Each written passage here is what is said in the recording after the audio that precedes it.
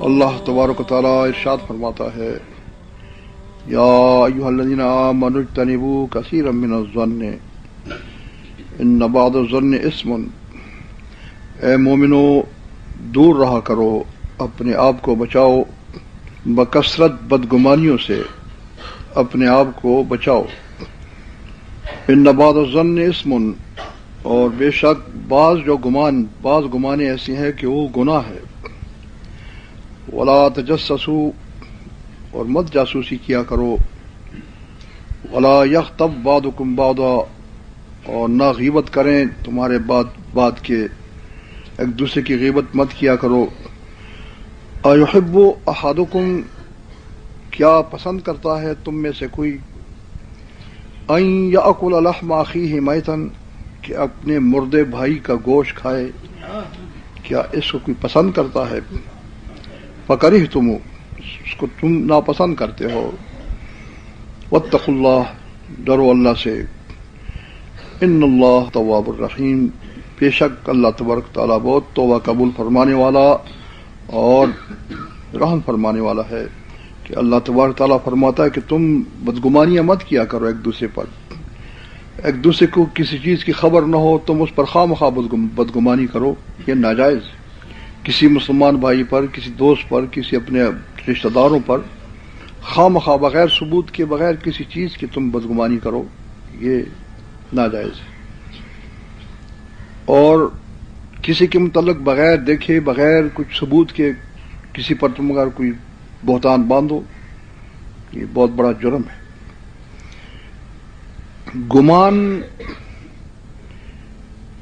یعنی اکثر بدگمانی کے متعلق بعض گمان جو ہے وہ تو ضروری ہے، جیسا کہ حضور کریم صلی اللہ علیہ وسلم نے ارشاد فرمایا، اپنے فوت ہونے کے 2-3 دن پہلے آپ نے ارشاد فرمایا کہ تم میں سے کوئی شخص نہ مرے یہاں تک کہ وہ اپنے رب پر اچھا گمان کرے، اپنے رب کے ساتھ اس کا گمان اچھا ہو۔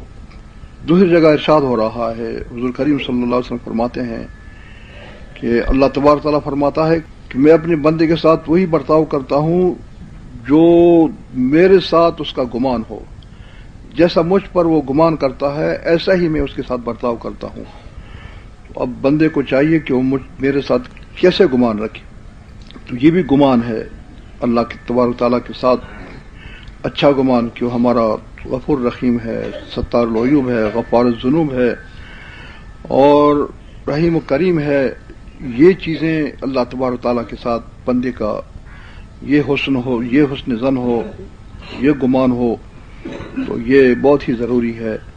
اور پھر اللہ تبارک تعالیٰ کے ساتھ کہ اللہ تبارک نے ہم کو پیدا فرمایا، کیا کیا نعمتیں دیں، اور ہم کو یہاں بھی وہ ہمارا رحیم و کریم ہے، قبر کے اندر بھی اور قیامت کے اندر بھی، آخرت کے اندر بھی۔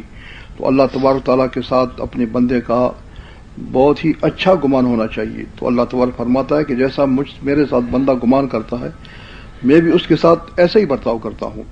ولا تجسسوا، اور ایک دوسرے کی جاسوسی مت کیا کرو، دوسرے کو خیال میں رکھنا کہ یہ کیا کرتا ہے، اس کے پیچھے پڑے رہو، یہ گناہ کرتا ہے، یہ کیا باتیں کرتا ہے، یہ چیزیں یہ اللہ تعالیٰ اس کو ناپسند فرماتا ہے۔ ولا تجسسوا، دوسرے کی تجسس مت کرو، دوسرے کا تعاقب مت کرو کہ اس کے کوئی میں گناہ پکڑوں، اس کا کوئی عیب میں پکڑوں، اس کو میں کچھ ذلیل کروں، یہ چیزیں بہت ہی ناجائز ہیں۔ ولا تجسسوا ولا یغتب بعضکم بعضا، اور نہ تم ایک دوسرے کی غیبت کیا کرو۔ تو غیبت کے متعلق اللہ تبارک تعالیٰ فرماتا ہے، ایحب احدکم ان یاکل لحم اخیہ میتا، کیا تم میں سے کوئی پسند کرتا ہے اس چیز کو کہ وہ اپنے مردہ بھائی کا گوشت کھائے؟ فکرہتم، تو تم اس کو ناپسند کرتے ہو۔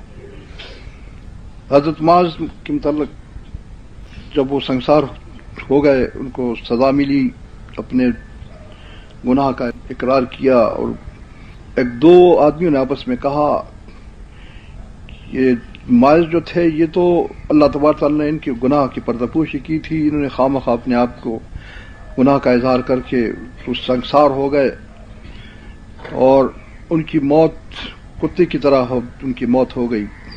رسول کریم صلی اللہ علیہ وسلم نے ان کی باتیں سنی تو کچھ نہیں فرمایا. رستے پر تشریف لے جا رہے تھے تو رستے میں گدا مردار پڑا ہوا تھا. تو آپ نے فرمایا فلانے فلانے شخص کہاں ہیں؟ تو وہ حاضر ہو گئے. انہوں نے کہا جی لبیک یا رسول اللہ ہم حاضر ہیں. تو آپ نے فرمایا کھاؤ اس گوشت کو کھاؤ، یہ جو مردار گدا پڑا ہوا ہے یہ گوشت کھاؤ. رسول کریم نے فرمایا جی مردار گوشت ہم کیسے کھائیں؟ تو آپ نے فرمایا تم نے جو حضرت ماعز کی تم نے غیبت کی کہ وہ کتے کی موت مرا ہے اور تم نے اس کی بدگوئی کی، وہ تو جنت کے نہروں میں نہا رہا ہے اور تم نے اس کی بدگوئی کی. تو کتنا یعنی حضور کریم صلی اللہ علیہ وسلم نے کس طریقے سے ان کو سمجھایا. تو میں حیران ہوں، آج کل مشغلہ یہی ہے، فلانا ایسا ہے فلانا ایسا ہے.